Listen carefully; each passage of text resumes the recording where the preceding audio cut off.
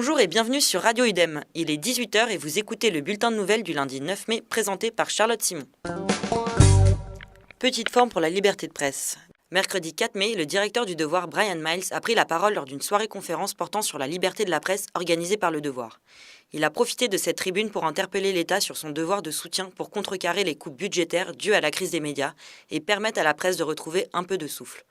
Le directeur du Devoir ainsi que la chroniqueuse Josée Blanchette ont exprimé leurs craintes quant à l'avenir d'une presse présentement malmenée. Le devoir de plaire et le manque de moyens dans le milieu de la presse se heurtent à la qualité des contenus selon la chroniqueuse. Une crainte partagée par des personnes présentes lors de la conférence comme Jean-Louis Lemay.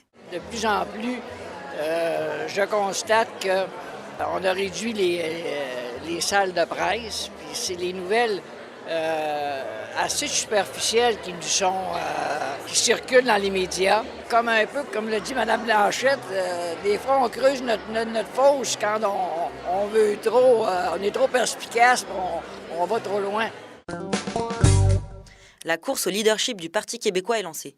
La députée de Joliette, Véronique Yvon, déclare sa candidature officielle à la direction du Parti québécois suite à la démission de l'ancien directeur Pierre-Carl Pellado le 2 mai dernier.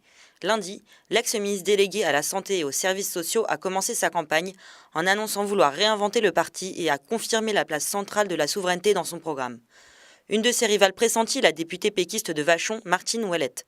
Pour l'instant silencieuse sur sa candidature et son futur programme électoral, elle a annoncé se prononcer dans les prochains jours. La France pointée du doigt par le défenseur des droits pour son mauvais traitement des étrangers.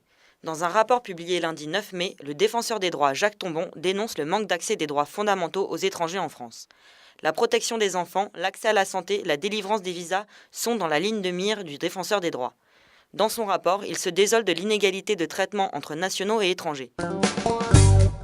Et pour finir avec une petite touche de printemps, une nouvelle tulipe mettant à l'honneur l'amitié entre le Canada et les Pays-Bas fait son apparition dans la région de la capitale nationale.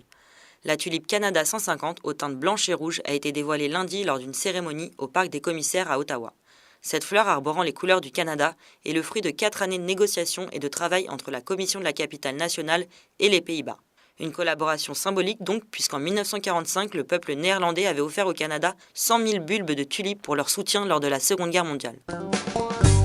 C'est la fin de cette édition présentée par Charlotte Simon. Merci d'avoir écouté Radio UDEM et on se donne rendez-vous à 20h pour suivre les derniers soubresauts de l'actualité.